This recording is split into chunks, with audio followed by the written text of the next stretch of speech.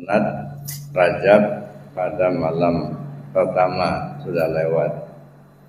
Yang kedua, salat sunat Rajab malam Jumat pertama juga sudah lewat. Dan yang ketiga, salat sunat Rajab pada malam ke-15 nanti akan datang. Dan terakhir, salat sunat Rajab di malam terakhir. Apa malam 29, apa malam 30, tergantung bulan ini sampai tanggal berapa. Itu untuk tambahan-tambahan ibadah. Kemudian kita disuruh untuk memperbanyak istighfar, mohon ampun kepada Allah Subhanahu wa taala. Bulan Rajab ini adalah salah satu bulan istimewa. Karena di bulan ini kita diingatkan dengan peristiwa Isra dan Mi'raj junjungan kita Nabi besar Muhammad SAW. Inilah salah satu peristiwa besar yang pernah dialami oleh junjungan kita Nabi Muhammad SAW. Peristiwa Isra Mi'raj itu tercantum dalam Al-Quran. Ya. Kalau peristiwa Isra-nya ada pada surat Al-Isra ayat 1, sedangkan peristiwa Mi'rajnya tercantum di dalam surat An-Najm. Jadi artinya kedua peristiwa Isra dan Mi'raj itu ada dalam Al-Quran. Itu yang pertama. Al-Quran itu adalah petunjuk. Syahrul Ramadan alladzi unzila fihil Qur'an hudal linnas. Pada bulan Ramadan Al-Quran diturunkan untuk menjadi petunjuk buat manusia. Isra Mi'raj tercantum dalam Al-Quran, sedangkan Al-Quran adalah sebuah petunjuk, maka berarti Isra Mi'raj itu sebuah petunjuk. Nah, ini yang harus kita cari, apa petunjuknya. Ya. Yang selama ini yang sering kita dengar itu kan cerita tentang Isra dan Mi'raj, endingnya itu sholat. Sehingga setiap kita memperingati Isra Mi'raj itu yang kita bicarakan tentang sholat. Apa petunjuk dari peristiwa ini jarang terungkap. Ya, maka kita perlu mencari apa sih petunjuk yang bisa kita amalkan, yang bisa kita ikuti ya dari peristiwa Isra Mi'raj ini. Sebab kalau Isra Mi'raj sebuah petunjuk, nah tentu kita akan ikuti mana petunjuknya itu. Ya, supaya kita jangan terbuai dengan ceritanya saja. Sebab Al-Quran ini kan isi Al-Quran itu pertama menyangkut masalah perintah. Aqimus shalah. Wajib kamu dirikan sholat, itu perintah. Ada yang bersifat larangan, nahi. La taqrabuz zina, itu larangan. Jadi ada yang sifatnya perintah atau amar, ada yang sifatnya larangan atau nahi. Ada yang sifatnya khabariyah, cerita tentang Isra Mi'raj, cerita tentang Ashabul Kahfi, cerita tentang Nabi Musa membelah laut dan lain sebagainya. Itu merupakan kisah atau cerita peristiwa masa lalu. Tapi walaupun dia merupakan sebuah cerita atau kabar, tetapi adalah petunjuk. Nah, ini disinilah yang kadang-kadang kita belum menemukan petunjuknya itu. Ya. Yang sering kita terbuai dengan ceritanya. Bagus benar ya tongkatnya Nabi Musa bisa belah laut. Ya, kita terbuai dengan ceritanya itu. Nah begitu juga hebat Nabi Muhammad satu-satunya Nabi yang dipanggil oleh Allah Isra Mi'raj. Terbuai dengan cerita, tapi mana petunjuknya ini? Ini yang kadang-kadang kita belum menemukan itu, maka perlu kita mencari, menggali. Ya. Akan sangat disayangkan kalau kita hanya mendengar cerita yang indah, tetapi kita tidak menemukan petunjuknya. Nah, yang perlu kita ikuti kan petunjuknya itu. Kalau kita tidak menemukan petunjuknya, kan tidak bisa kita ikuti.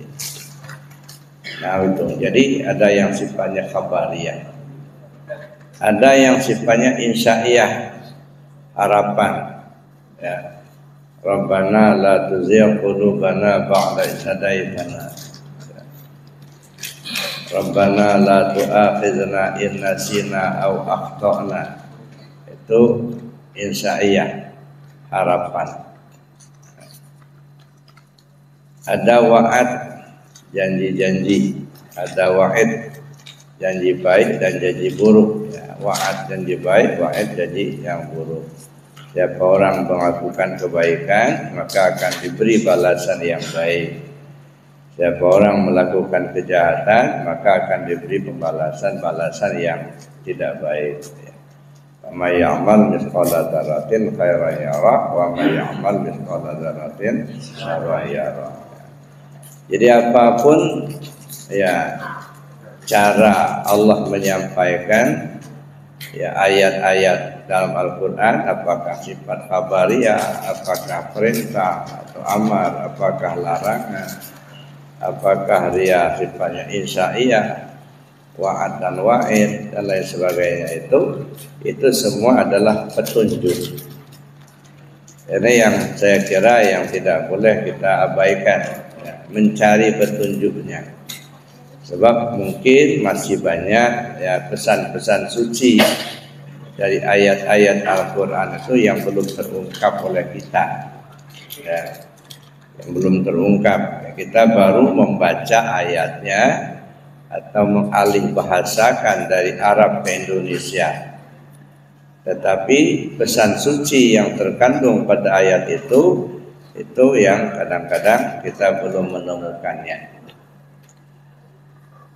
Maka pada pagi hari ini kita mencoba ya mencari apa sih petunjuk dari peristiwa Isra Mi'raj itu. Mungkin saya sudah agak sering menyampaikan pada tahun-tahun sebelumnya bahwa peristiwa Isra Mi'raj itu adalah sebuah pola dasar bagi seorang hamba yang ingin kembali ke Allah. Jadi kalau ingin menghadap Allah, ingin kembali ke Allah, contohlah Isra Mi'raj. Ya. Jadi dia bukan hanya cerita, sebab cerita yang sering kita dengar itu Nabi Isra Mi'raj itu karena menghibur, Allah menghiburnya karena pada tahun itu ya istri beliau berpulang ke rahmatullah, juga paman beliau ya Abu Talib juga berpulang ke rahmatullah. Saya kira bukan itu ya, bukan untuk menghibur. Walaupun ya mungkin ada peristiwa tahun itu yang disebut dengan Sanatul Hazan, ya, tahun kesedihan, karena dua orang yang dicintai Nabi, ya, yaitu Siti Khadijah radhiyallahu anha, begitu juga paman beliau Abu Talib itu berpulang ke rahmatullah. Ya bisa saja mungkin kita ya mengatakan itu untuk menghibur, Allah ingin menghibur beliau supaya jangan terlalu bersedih. Tapi saya kira tidak seperti itu ya. Ayat Al-Quran bukan seperti itu. Tetapi itu tadi hudal linnas, petunjuk buat manusia. Apa petunjuk yang bisa kita ambil dari peristiwa Isra Mi'raj? Yang pertama ya, bahwa Nabi SAW itu berangkat Isra Mi'raj itu tidak berangkat atas kemauan sendiri. Subhanalladzi asra bi'abdihi. Maha suci Allah yang telah memperjalankan akan hambanya. Asra memperjalankan. Jadi berarti Allah yang berkehendak untuk memperjalankan, bukan Nabi yang berkehendak. Itu satu. Yang kedua ada kalimat bi'abdihi. Ya. Kalau dalam ilmu nahwu ini bina lazim. Ya. Sebenarnya bisa saja dibuat bina muta'addi. Misalnya asra abdahu, memperjalankan akan hambanya. Tetapi Allah tidak menggunakan kalimat asra abdahu, tetapi asra bi abdihi. Nah, kenapa demikian? Al-ba'u harfu jarin bi makna ma'iyah. Artinya kebersamaan. Jadi kalau tadi asra memperjalankan, bahwa yang berkehendak itu bukan Nabi tetapi Allah. Yang kedua bi abdihi, dengan hambanya, berarti Nabi Muhammad SAW berangkat Isra Mi'raj itu tidak sendirian tapi bersama Allah. Nah, sampai di sini kita bisa pahami dalam perjalanan hidup kita. Bapak Ibu datang ke sini tentu bukan kemauan sendiri, tetapi kehendak Allah. Ya. Nyatanya waktu dengar azan tadi kita sebut la haula wala quwwata illa billah. Tak ada daya, tak ada upaya. Artinya tiada kemampuan, tiada kemauan. Illa billah, melainkan dengan Allah. Ada keinginan kita datang ke masjid, itu iradatnya Allah. Ada kemampuan kita untuk berjalan, itu merupakan kodratnya Allah. Mata kita melihat sehingga jalan itu terlihat oleh kita, itu basornya Allah. Nah, begitulah semuanya sifat wujud yang ada pada diri kita ini. Jadi artinya kita berangkat itu atas kehendaknya. Maka kita sebut la haula wala quwata illa billah. Cuman masalahnya sadar tidak kita kalau itu kehendak Allah. Nah, kadang-kadang kan yang kita pahami kehendak kita sendiri, kemauan kita sendiri.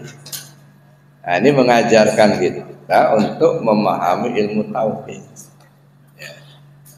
Hilangkan dulu keinginan kehendak kita untuk kita isbatkan pada kehendak Allah. Wahai hambaku, kata Allah dalam sebuah hadis qudsi, kamu punya keinginan, aku pun punya keinginan. Kalau kau paksakan keinginanmu, maka aku akan persulit untuk mendapatkan keinginan. Tapi kalau kau serahkan keinginan kepadaku, maka aku akan permudah apa yang kau inginkan.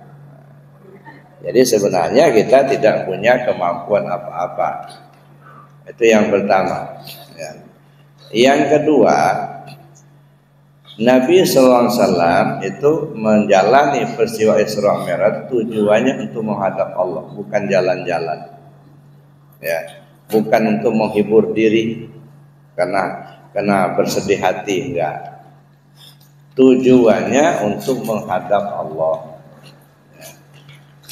Nah, sedangkan kita seluruh anak manusia ini semuanya pasti akan menghadap Allah. Inna lillahi wa inna ilaihi raji'un. Ya. Datang kita dari Allah, kembali kita kepada Allah. Nah, jadi artinya kalau Nabi menghadap Allah dalam peristiwa Isra Mi'raj itu, sedangkan kita juga akan menghadap Allah, maka berarti kalau ingin menghadap Allah, contohlah Isra Mi'raj. Nah, jadi Isra Mi'raj itu sebuah cara untuk menghadap Allah, untuk kembali kepada Allah. Karena semua kita pasti akan kembali kepada Allah. Nah, persoalan kemudian adalah apa yang harus kita contoh. Ya. Kita sudah paham bahwa kita ini akan kembali ke Allah. Nah, sedangkan Nabi Muhammad Isra Mi'raj kembali ke Allah. Nah, kita mencontoh bagaimana cara Isra Mi'raj itu, ya begitulah cara kita untuk kembali ke Allah. Yang pertama, Nabi itu bertemu Jibril. Itu yang pertama, ya. Bertemu Jibril. Siapa itu Jibril? Jibril itu pembimbing Nabi. Membimbing Nabi untuk menghadap Allah. Berarti poinnya apa itu? Kita kalau ingin menghadap Allah mesti ada pembimbing.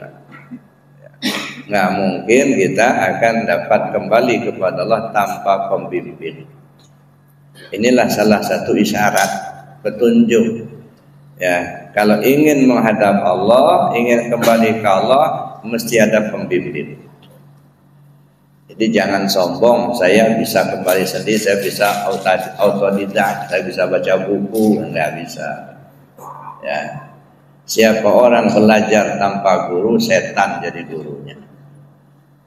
Makanya Syekh Muhammad Amin Al-Qurdi itu mengatakan wajib bagi seorang hamba yang ingin usul kepada Allah mencari seorang pembimbing yang dapat membawa rohaniyahnya menghadap kepada Allah. Kembali ke Allah itu wajib, ditengarai tidak bisa kembali tanpa pembimbing, maka mencari pembimbing pun hukumnya wajib juga. Ya, mala yatimul wajib illa bihi fahuwa wajib. Sesuatu kewajiban yang tidak akan sempurna melainkan dengan sesuatu yang lain, maka sesuatu yang lain itu hukumnya wajib juga. Seperti wudu, wudu itu tidak wajib. Ya, wudu itu enggak wajib pada awalnya. Bapak sudah mandi, mau berwudu bagus, enggak berwudu juga enggak apa-apa. Ya.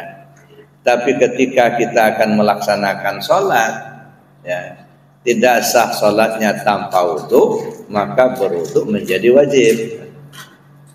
Nah, ini yang disebut mala yatimul wajib illa bi fahuwa wajib. Sesuatu yang wajib tidak akan sempurna melainkan dengan sesuatu yang lain, maka sesuatu yang itu hukumnya wajib juga. Sholat hukumnya wajib, tidak sah sholat kalau tidak suci, tidak berwudu, ya maka berwudu menjadi wajib ketika kita akan sholat. Tapi di luar itu, Bapak Ibu sudah mandi misalnya, mau berwudu boleh, tak berwudu juga tak apa.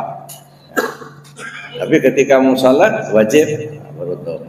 Nah begitu juga kembali kita kepada Allah itu hukumnya wajib. Serta kalau tidak kembali kepada Allah kesasar. Ya, ditengarai tidak bisa sampai tanpa pembimbing, maka mencari seorang pembimbing itu hukumnya wajib juga. Bapak Ibu yang saya hormati, setelah kita memahami bahwa kita akan kembali ke Allah harus ada pembimbing, gitu ya. Sekarang siapa pembimbing itu? Ya, tentu pembimbing utama kita adalah junjungan kita Nabi besar Muhammad SAW. Nah, beliaulah pembimbing kita, yang membimbing kita untuk bisa kembali kepada Allah. Ya. Kalau saja dulu ya, Nabi tidak turun ke bumi, Nabi Muhammad tidak turun ke bumi, mungkin sampai sekarang manusia ini nggak tahu arah kemana mereka akan kembali ke Allah. Bagaimana caranya? Ya. Kenapa? Karena ajaran-ajaran rasul-rasul sebelumnya sudah banyak yang dirubah oleh tangan-tangan jahil manusia. Ya. Nah, maka inilah salah satu syafaat kubro Rasulullah, pertolongan Rasul kepada seluruh anak manusia. Makanya syafaat Nabi itu sebenarnya sudah diberikan. Ya. Mana syafaatnya? Pertolongan Nabi secara menyeluruh, itu syafaat kubro. Siapa saja manusianya yang mengikuti apa yang beliau sampaikan pasti akan selamat. Nah, itu syafaat. Jadi tidak pilih-pilih apakah dia orang Arab atau orang Ajam gitu ya, laki atau perempuan, yang kaya atau miskin, pokoknya siapapun. Ini namanya pertolongan secara menyeluruh, syafaat kubro. Maka saya bilang kalau saja syafaat yang sudah diberikan Nabi itu waktu di dunia ini kita ikuti dengan baik, dengan sempurna, ya, insya Allah tidak akan merepotkan beliau lagi nanti di akhirat.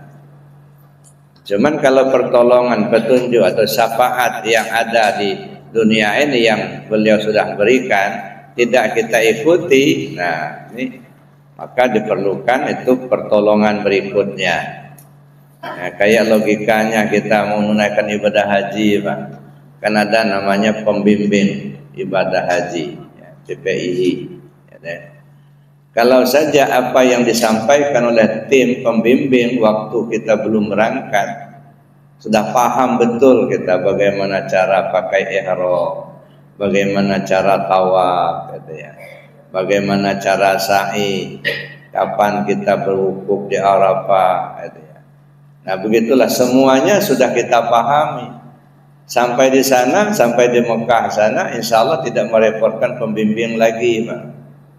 Karena petunjuknya waktu belum berangkat sudah kita mengerti. Ya, bahkan bisa jadi kita bisa membantu tim pembimbing ibadah haji itu untuk menolong yang lain. Nah, tapi kalau apa yang disampaikan sebelum berangkat memang kita nggak mengerti, nah diperlukan pertolongan berikutnya. Nah, seperti ada ceritanya dulu, ada rombongan berangkat ke Tanah Suci. Ya. Mulai dari maktab itu sudah sepakat, jangan sampai kita berpencar, kita harus satu, ya, satu rombongan itu. Yang namanya orang banyak, ya, begitu masuk ke dalam ya kelompok ya banyak orang, selip sedikit sudah nggak ketahuan lagi. Jadi ada seseorang begitu tawaf ya di Ka'bah itu, ya, masih bersama dengan teman-temannya, ya, tapi karena orang banyak ya selip, nah, sudah nggak ketahuan. Akhirnya yang satu ini sudah misah dengan sendirinya. Ya, kawan-kawan yang lain sudah nggak ketemu lagi. Nah, tengok sana, tengok sini, nggak ada kawannya lagi. Akhirnya dia pulang ke maktab. Ya. Nah, begitu pulang ke maktab, dia buka ihramnya, mulai dia ganti pakaian yang biasa, tidur-tiduran dia. Rupanya dia sudah duluan pulang. Ya, berapa waktu kemudian baru rombongan yang lain datang ke maktab. Nah, nemu orang ini sudah tidur di kamar. Nah, kamu sudah duluan pulang? Oh iya, dari tadi katanya. Udah selesai tawafnya tadi? Belum katanya. Habis saya cari-cari kali nggak ketemu ya saya pulang aja katanya. Nah yang begini ini perlu ini ada pertolongan berikutnya. Ya, ini nggak boleh katanya selesai tawafnya dulu, nggak boleh pakaian biasa ini kalau belum selesai tawafnya katanya, kan ada tawaf, ada sa'i, ada tahallul nanti. Ya nggak tahu saya katanya, saya cari-cari kalian nggak ketemu ya sepulang aja katanya. Nah ujung-ujungnya besoknya pasti terpaksa umroh ulang ya, dia pakai ihram lagi gitu ya. Nah, lalu kemudian dibawa oleh pembimbing tadi ke ke Bir Ali ke Jiranah untuk melaksanakan umroh ya, karena kemarin itu ya nggak sempurna umrohnya. Nah yang begini ini perlu ada pembimbing ya, artinya kalau sudah ya kesasar sampai ke akhirat, nah siapa lagi yang bisa nolong selain Nabi kita Muhammad SAW? Itulah syafaat yang berikutnya. Tapi kalau sekarang ini sudah kita ikuti petunjuknya itu, ya insya Allah tidak merepotkan beliau lagi nanti di sana. Cuman kita ini kadang-kadang ya terlalu terlalu tertumpu. Bahkan kadang-kadang menurut saya terlalu kasar gitu ya. Salawat dan salam kepada Nabi Muhammad SAW yang kita nantikan syafaatnya. Emangnya gua pikirin ya, nantikan apa nggak kerja lain tak? Ada. Yang mudah-mudahan kita mendapatkan syafaatnya, itu yang agak halus dikit, kita nanti-nantikan. Ya. Maka saya bilang kalau saja syafaat yang sudah diberikan waktu di dunia ini kita jalankan dengan baik, dengan benar, ya insya Allah tidak akan merepotkan beliau nanti di akhirat. Ya, masih banyak manusia yang perlu dibantu sama beliau. Ya. Maka kita perlu untuk menjalankan apa yang sudah ada. Ya, ini namanya syafaat kubro.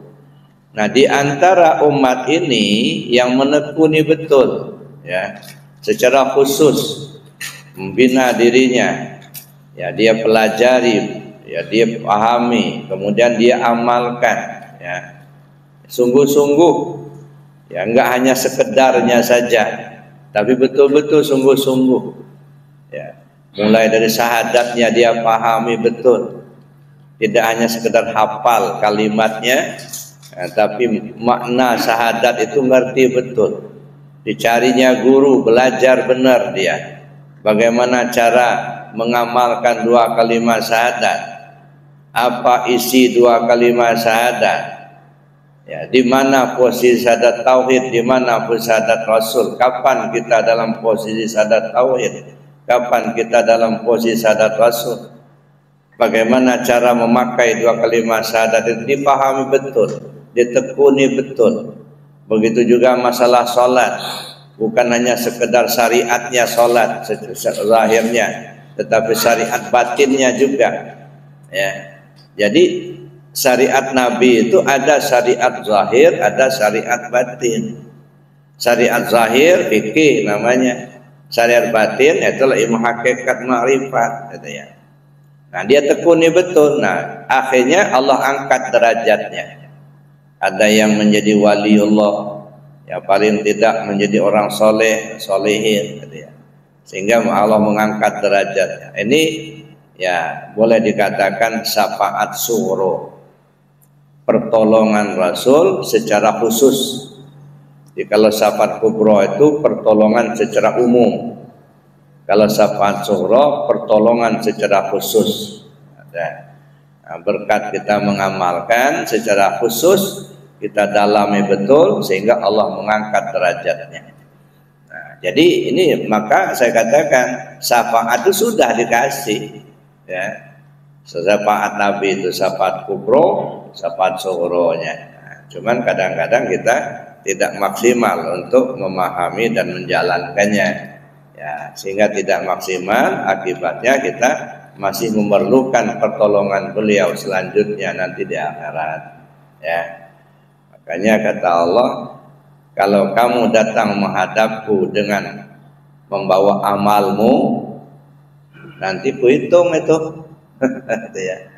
Kalau kau datang menghadapku dengan membawa amalmu, nanti kuhitung berapa banyak amal baikmu, berapa banyak amal yang tidak baik, dihisab. Tapi kalau kau datang menghadapku dengan mengandalkan ilmumu, ya, aku akan tanya, ya, dari mana kau dapat apa yang sudah kau amalkan. Kalau kau datang menghadapku dengan mengandalkan kau sudah ma'rifat, aku akan minta hujjah. Sejauh mana kau mengenal aku? Nah, ini dipertanyakan semua nih. Tapi kalau kau datang menghadapku denganku, itu terserah aku. Nah, ya. Kalau kau datang menghadapku dengan aku, itu terserah aku.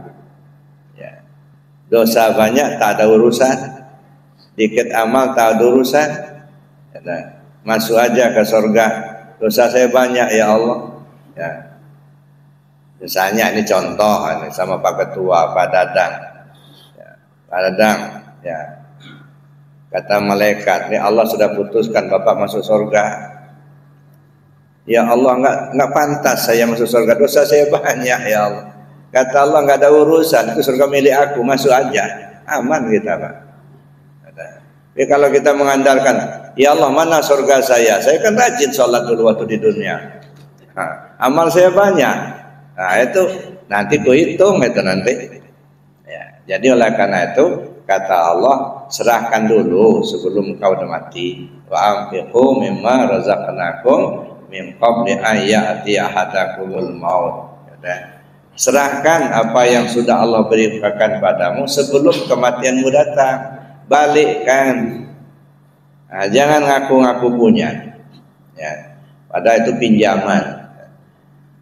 Nah, itu yang kita lanjut. Jadi setelah kita memahami bahwa Isra Mi'raj adalah sebuah cara untuk kembali ke Allah, maka ya yang perlu kita ikuti, kita contoh adalah adanya seorang pembimbing.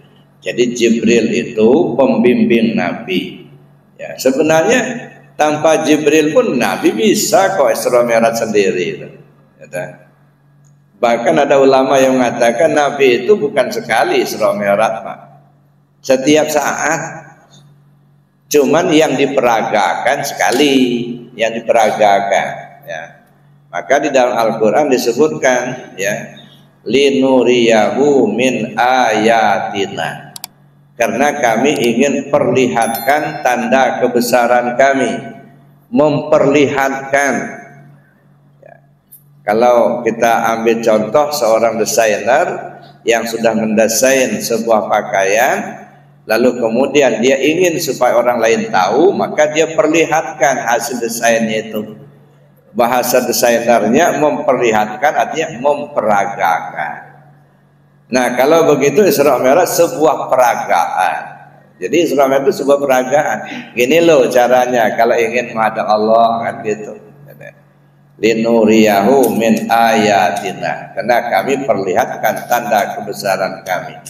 Kami peragakan, ya, supaya diketahui oleh umat, supaya hamba bagaimana cara menghadap Allah. Nah, setelah kita bertemu dengan pembimbing, Nabi sudah ketemu Jibril. Apa yang dilakukan selanjutnya? Oleh Jibril dibelahlah dada Nabi. Ya, dada dibelah. Kenapa dibelah? Dikeluarkan jantungnya. Untuk apa? Dibersihkan. Nah, ini poin berikutnya yang perlu kita contoh itu, ya. Dibersihkan. Belah dada itu fisik. Ya. Dikeluarkan jantung, jantung itu lambang hati. Untuk dibersihkan. Kalau begitu mesti bersih zahir, bersih batin. Dada melambangkan zahir, hati melambangkan batin. Jadi bersihkan zahir batin. Nah, mungkin kita akan kembali kalau kita tidak bersih zahir batin. Nah, di dalam perjalanan tarekat itu yang disebut talqin zikir. Ya, sudah ketemu pembimbing, belah dada, keluarkan jantung, bersihkan, itu talqin zikir. Jadi talqin zikir itu kalau bahasa sederhananya belajar cara berzikir, ya. Tetapi kalau kita pahami lebih jauh itu pembersihan, ya. Bersih zahir batin. Kan orang talqin itu harus wudu dulu, kan begitu. Ya, nggak boleh talqin kalau dalam keadaan kotor. Nah, yang sedang itu nggak boleh ikut, gitu, ya. Artinya harus bersih. Nah, talqin zikir. Jadi pembersihan, ya, kemudian setelah kita wudu kita talqin, ya, talqin zikir dibelah dada. Makanya ada dulu pernah ada jamaah yang mukasyafah ghaibiyah, ya, begitu sudah talqin zikir dia datang menghadap ke saya. Buya, katanya, saya ngeri, katanya, waktu talqin tadi. Kenapa? Saya lihat, katanya, banyak darah, katanya, yang keluar dari jamaah itu. Jadi banyak darah yang keluar. Ya memang itu pembersihan. Itu jadi secara hakikatnya itu pembersihan. Lalu setelah dibelah dadanya oleh Jibril, apa yang dilakukan Jibril? Mendatangkan seekor burak. Apa itu burak? Burak itu kendaraan Nabi menghadap Allah. Nah, dikasih burak lah. Ya, Nabi itu untuk menghadap Allah. Kendaraan Nabi. Oh, kalau begitu kita juga harus pakai kendaraan. Ya, nggak bisa nggak pakai kendaraan. Kendaraannya nggak tanggung-tanggung, burak. Nah, burak ini kan kendaraan istimewa, Pak. Kalau dia naik bukit, kaki depannya memendek, yang belakang memanjang. Kalau dia turun bukit, yang depan memanjang, belakang memendek. Datar terus, ya, walaupun dia naik bukit tidak akan terjungkal, ini enggak, tetap saja datar. Ya, turun bukit nggak mau terjun, enggak. Kenapa? Karena kaki depannya memanjang, yang belakang memendek. Kalau dia naik, yang belakang memanjang, yang yang di depan memendek. Jadi datar. Apa ini? Ala bizikrillahi tatma'innul qulub. Ketahuilah dengan zikir hatimu menjadi tenang. Itu kendaraan. Ya. Ini kendaraan istimewa. Dan kendaraan ini, si burak ini menjadi tunggangan rasul-rasul sebelum aku, kata Nabi. Nabi Adam itu tunggangnya burak itulah. Termasuk Nabi Idris, termasuklah Nabi Sulaiman. Nah, segala nabi, semua rasul tunggangnya burak satu itu. Nah, tetapi ketika diambil oleh Jibril, ya, di dalam surga, di taman burak dalam surga, si burak ini kurus, Pak. Tidak sama dengan yang lain. Dia sudah kurus kering, tidur-tiduran sambil nangis. Nah, ceritanya tentang peristiwa Isra Mi'raj itu.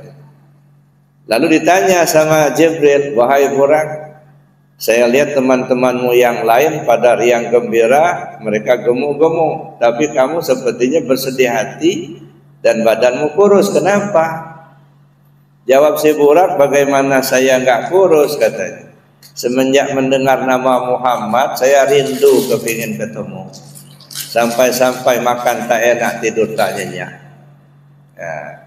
Nah, kata Jibril, saya ini ingin mencari burak untuk tunggangan Muhammad menghadap Allah.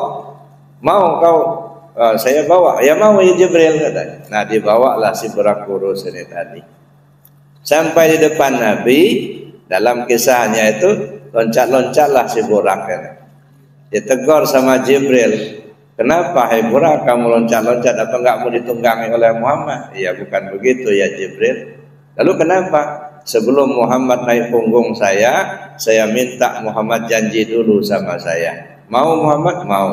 Janji apa burak? Wahai Muhammad, kalau kau sudah menaiki punggung saya, kata si burak, ya, ketika kau akan masuk surga nanti, jangan tunggang burak lain selain saya sendiri. Nah, si burak nggak mau dimadu, Pak. Jadi kalau akan masuk surga, jangan nunggang burak lain selain saya sendiri, kata si burak. Ya. Gimana Muhammad? Siap? Siap. Kalau siap, kata si burak, wahai Muhammad, sebagai tanda persetujuan, tolong tanganmu yang mulia itu taruh dulu di punggung saya. Lalu ditaruhlah oleh Nabi tangannya di atas punggung burak. Begitu tercacah tangan Nabi di atas punggung burak, senangnya bukan main si burak tadi. Gembiranya bukan main, sampai-sampai tubuhnya membubung tinggi, besar tinggi. Ya, gemuk lagi. Nah, sampai di sini apa yang kita pahami? Ya, jangan kita terbuai dengan ceritanya saja. Ya. Burak ini tunggangan nabi-nabi sebelum aku. Apa yang ditunggang oleh nabi sebelum Nabi kita Muhammad SAW, yaitu burak tadi. Apa itu? Kalimat la ilaha illallah. Itu yang dibawa. Nabi Adam datang bawa la ilaha illallah. Nabi Idris datang bawa la ilaha illallah. Nabi Sulaiman datang bawa la ilaha illallah. Semua nabi bawa la ilaha illallah. Inilah buraknya. Cuman masalahnya setelah ditinggalkan oleh Nabi Isa alaihissalam dulu, burak yang satu ini nggak dipakai orang lagi, Pak. Sudah ditinggal. Ya. Orang sudah nyembah api, nyembah berhala. Gitu. Nah, yang Allah sudah ditinggal, kalimatnya sudah nggak dipakai. Cuman dulu Nabi Isa pernah ngomong, nanti setelah aku nanti ada seorang rasul ya akan menyampaikan risalah, ya namanya Muhammad atau Ahmad. Nah ini yang diingat sama si burak tadi, ya rindu. Ya. Makanya kalimat la ilaha illallah itu adalah buraknya, kendaraannya. Ya. Nah setelah di depan Nabi loncat-loncat si burak, ingin janji. Apa janjinya? Kalau kau sudah naik punggung saya, ya jangan tunggang burak lain selain saya sendiri ketika kau akan masuk surga nanti. Ini maksudnya tidak ada yang bisa masuk surga tanpa la ilaha illallah. Maka disebutlah miftahul jannah. Ya. Miftahul jannah la ilaha illallah. Ya. Wahai Muhammad, sebagai tanda persetujuan, tolong tanganmu yang mulia itu taruh dulu di punggung saya. Nabi menaruh tangannya di atas punggung burak. Begitu tercacah tangannya di atas punggung burak, si burak tadi senang gembira sampai membubung tinggi besar, gemuk si burak. Maksudnya apa? Nabi menyampaikan kalimat la ilaha illallah ini dalam waktu yang relatif singkat, cuman 22 tahun 2 bulan 22 hari, tersebar ke seluruh jazirah Arab, bahkan sampai ke Romawi. Kan sebentar, ibarat mencacahkan tangan di punggung burak. Bayangkan Nabi Nuh mendakwahkan kalimat ini, ya, 900 tahun, cuman 40 pasang yang masuk. Ini cuman sebentar, 22 tahun 2 bulan. Kalau dibuat 23 tahun dah udah tersebar ke seluruh jazirah Arab. Berhala-berhala pada tumbang. Orang sudah masuk Islam. Sampai ke Persia begitu. Ini kan sebentar sekali. Ini barat mencacahkan tangan di atas punggung burak tadi. Ini gemuk lagi lah si burak itu, ceritanya.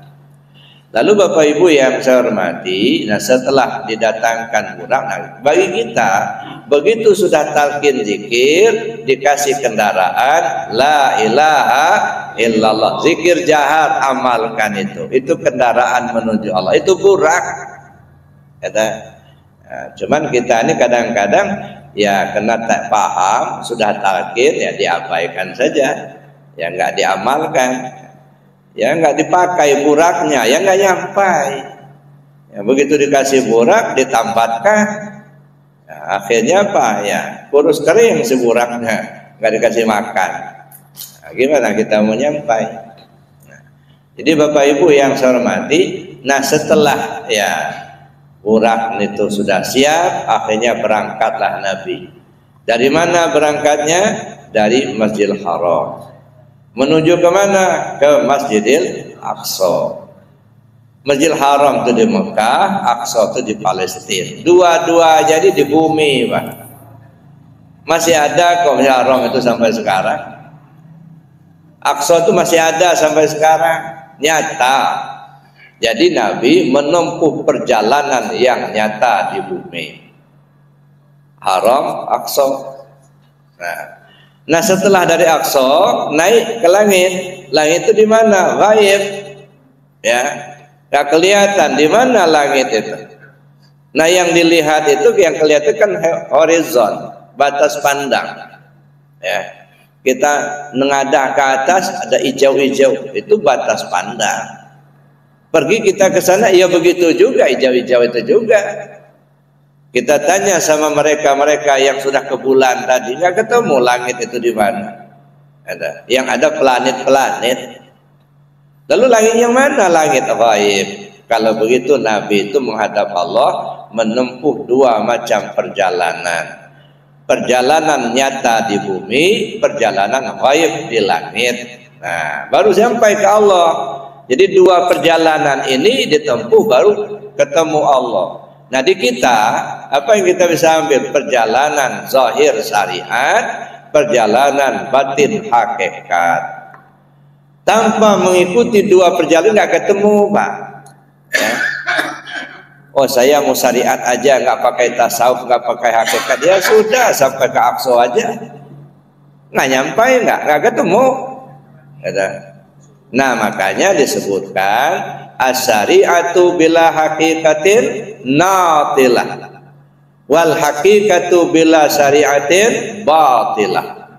Siapa orang ya syariat tanpa hakikat kosong melompong, bagus kulitnya tapi tak ada isi, bangkai nggak ada ruh, patung ada. Bagus syariat lahirnya tapi kalau tak ada hakikatnya sama aja patung. Al-amal suwarun qaimatun wa arwahuha wujudus sirril ikhlasi biha, kata Syekh Athaillah dalam kitabnya Al-Hikam ya. Semua amal yang kamu perbuat tidak ubahnya seperti patung ya. Ada mata tak melihat, ada telinga tak mendengar, kecuali ada ruhnya. Ruhnya itu sirrul ikhlas, rahasia ikhlas. Apa itu rahasia ikhlas? Zikir itu menimbulkan ikhlas, ikhlas menghidupkan amal ya. Jadi artinya ada hakikat, ada tarekat, zikir tarekatnya, ikhlasnya di hakikat. Jadi ada perjalanan yang batin, syariatnya sempurna, hakikatnya berisi. Nah baru benar. Ada orang yang hanya syariatnya saja tapi tak ada hakikat. Itu saya bilang tadi, patung, bangkai ya. Tapi tak benar juga kalau hakikatnya dipakai, syariatnya ditinggal.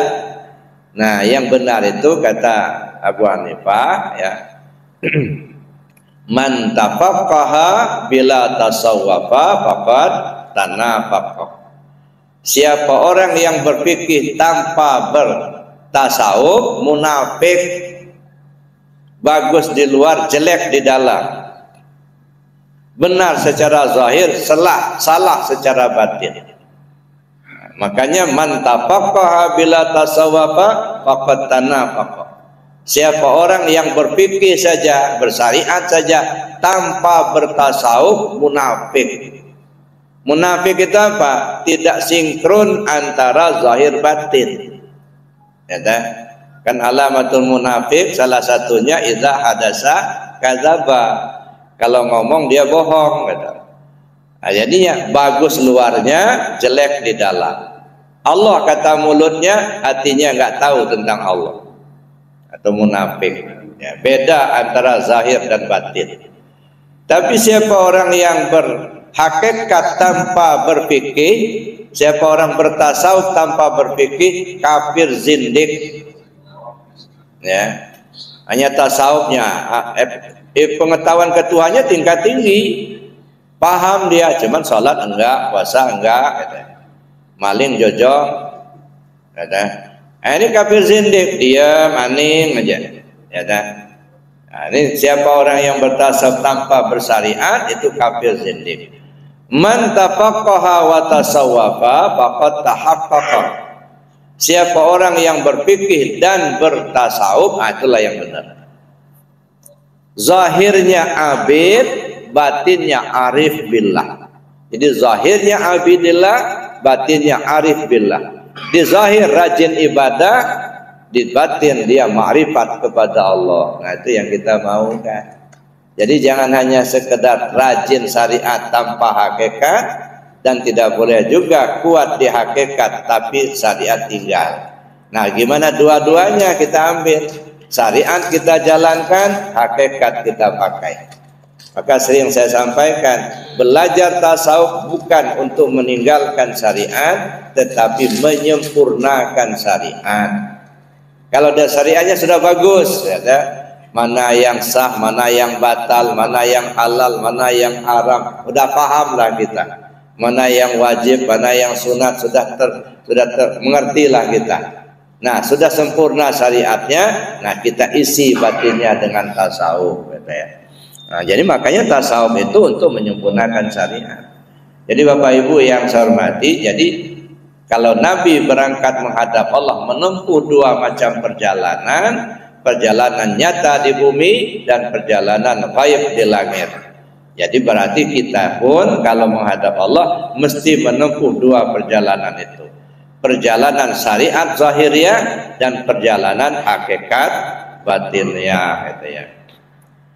Nah, kemudian kita singkat saja. Sebenarnya banyak pelajaran yang kita ambil karena kita dibatasi waktu, kita singkat aja. Nah, Jibril selalu mendampingi, ya, mendampingi Nabi di perjalanan. Nah, inilah tugas pembimbing itu. Jadi nama pembimbing mendampingi murid untuk sampai ke Allah. Maka seorang guru mursyid, ya, walaupun tidak selalu kita di depannya, tetapi beliau selalu membimbing kita. Ya, secara batiniah. Maka boleh jadi kita mengamalkan tarekat dibimbing oleh penguasa Abah Anom, gitu.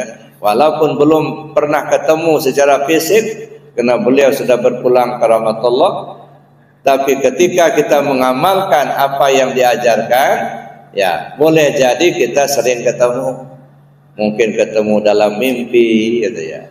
Ya, bimbingan beliau itu selalu mendampingi muridnya. Nah, jadi Bapak Ibu yang saya hormati, makanya disitulah bedanya, ya guru biasa dengan guru mursyid, ya penceramah dengan pembimbing.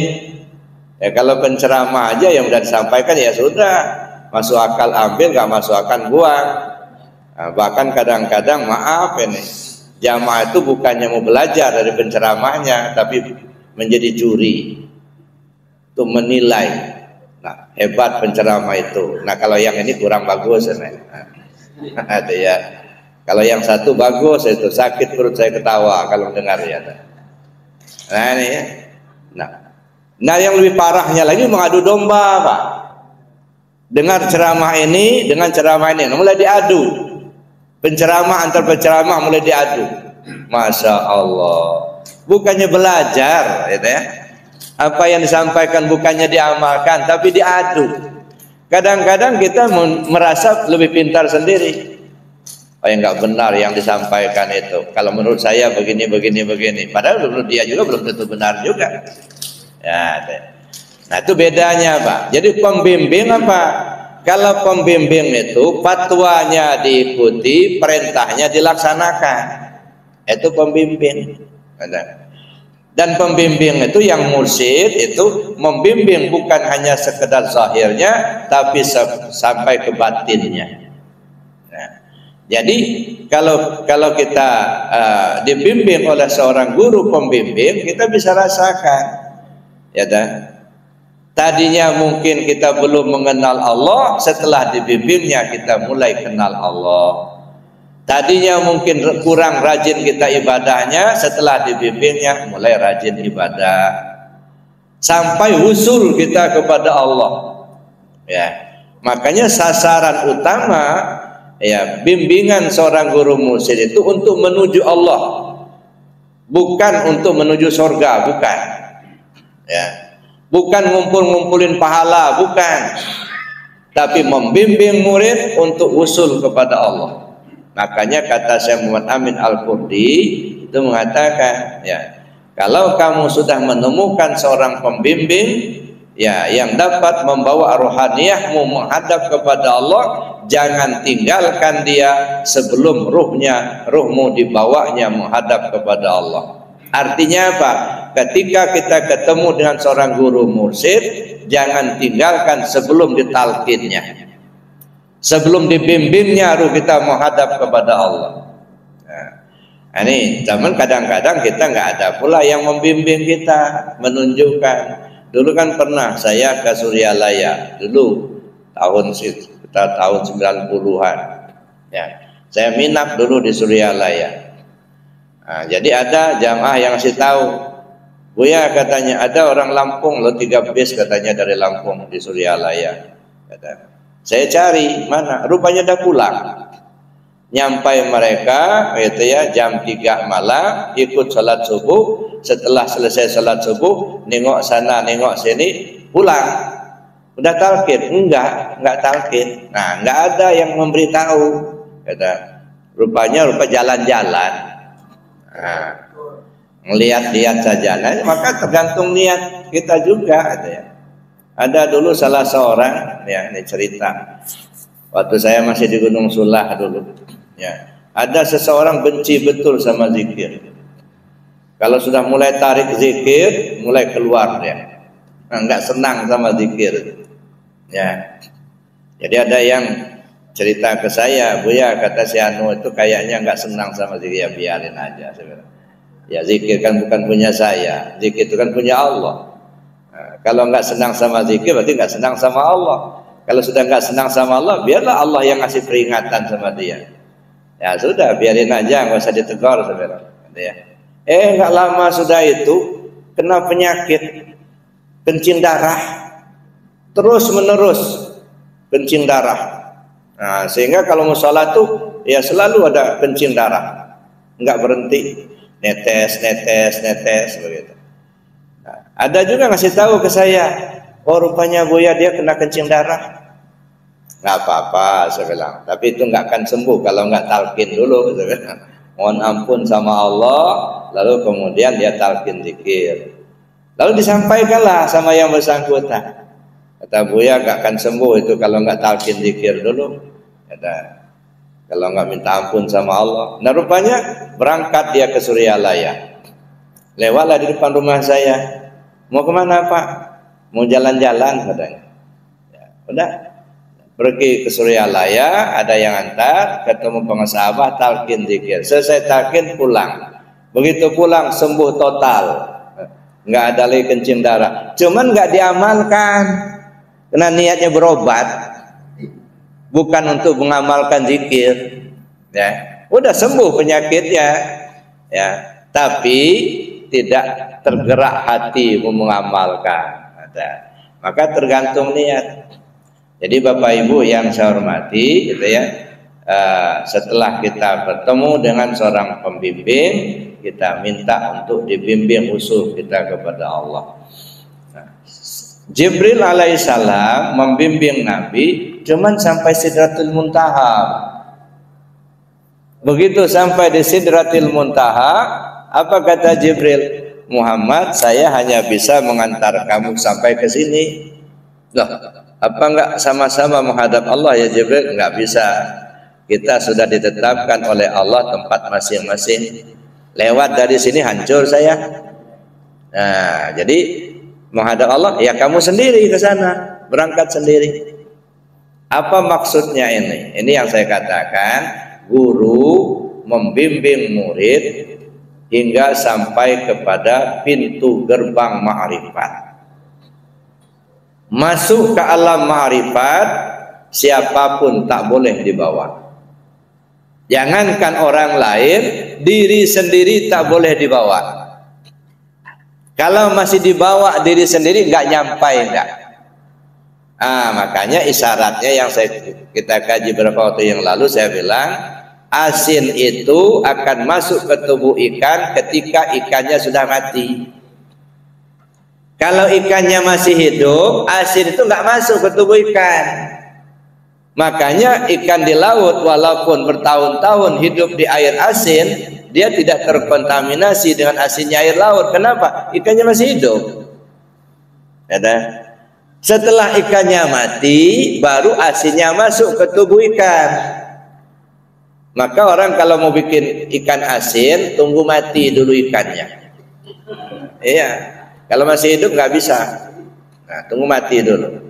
Nah itu isyaratnya apa? Selagi kita masih merasa ada, kita tidak akan bisa merasakan adanya Allah. Ya, kalau kita masih merasa ada, ya kita nggak bisa merasakan adanya Allah. Berbenturan terus. Ya, kita yakin Allah itu melihat, kita juga melihat. Dua yang melihat berbenturan lagi. Kita kan punya pikiran, kita kan bisa memikirkan, kita bisa memilih. Benturan lagi, gitu. Itu masih merasa ada, nggak ketemu, nggak. Makanya kata Nabi, mutu qabla antamutu. Matikan dirimu dulu sebelum kau mati, supaya bisa nyampai. Ini enggak masih ngeraku kita pintar, kita kuasa, kita hebat, kita bisa berpikir, kita bisa memilih, kita bisa memilah. Nah aku-akunya ini menghambat. Selama itu nggak akan bisa kita menyatakan adanya Allah atau merasakan adanya Allah, karena terbentur dengan pengakuan diri kita. Maka saya bilang Allah itu nyata, nyata. Jadi kalau kita tidak melihat adanya Allah, bukan Allahnya yang tidak ada, kitanya yang buta, kitanya yang tertutup. Siapa yang nutupnya? Ya kita sendiri nutupnya. Pakai apa kita nutupnya? Pakai akuan-akuan, ngaku-ngaku, itu tertutup. Ngaku kita yang hidup, ngaku kita yang tahu, ngaku kita yang kuasa. Nah, supaya kita bisa menghadirkan, merasakan adanya Allah, buang akuan-akuan itu. Maka timbullah kalimat la hayyun, la alimun, la sami'un, la basirun, la qadirun, la muridun, la mutakalimun bil haq illallah. Ya, itu namanya kita membuang keakuan-keakuan kita. Nah, ini yang maksudnya Jibril itu hanya bisa menghantarkan Nabi sampai ke Sidratil Muntaha. Ya, guru membimbing murid sampai ke gerbang pintu ma'rifat. Sampai ke alam ma'rifat masuk sendirian. Ya, bahkan diri kita tidak boleh dibawa. Kalau masih dibawa nggak akan nyampai. Masih syirik itu artinya. Ya, nah, buang dulu keakuan diri kita, buang yang lain, yang ada hanya Allah. Tak ada yang lain, baru kita bisa nyampai. Ya, itu namanya menghadap sendirian. Ya, jangan dibawa yang lain begitu. Harus kita ya buangkan di keadaannya kita untuk kita masuk ya ke dalam ya, alam ma'rifat tadi. Baik Bapak Ibu yang saya hormati, itu diantaranya petunjuk-petunjuk dari peristiwa Isra Mi'raj itu supaya kita bisa usul kepada Allah. Mudah-mudahan Allah berikan petunjuk kepada kita semua. Amin Allahumma. Karena waktu yang sangat terbatas, saya kira cukup demikian dulu. Ya, mungkin kalau ada yang ingin kita diskusikan, kalau masih ada waktu. Ya, saya akhiri. Assalamualaikum warahmatullahi wabarakatuh.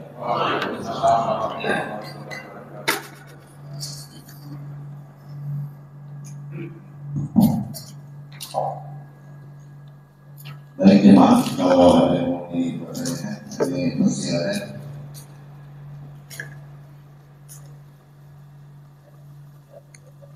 Ada? Nggak ada?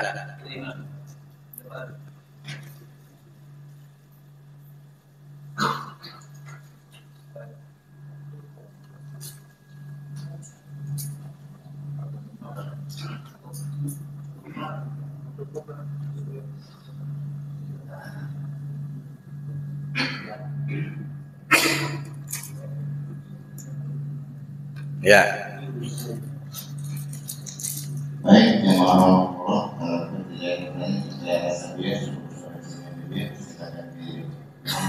Alhamdulillah. Inilah enaknya kalau ngajar murid pintar-pintar. Sekali disampaikan langsung paham. Untuk apa lagi ditanya, kan begitu ya. Alhamdulillah. Baik. Mari kita tutup dengan doa dan kafarat majelis. Bismillahirrahmanirrahim. Allahumma inni astaudi'uka ma 'allamtani wardudhu ilayya inda hajati wa la tansani ya rabbal alamin. Subhanakallahumma wa bihamdika asyhadu an la ilaha illa anta astaghfiruka wa atubu ilaik. Assalamualaikum warahmatullahi wabarakatuh.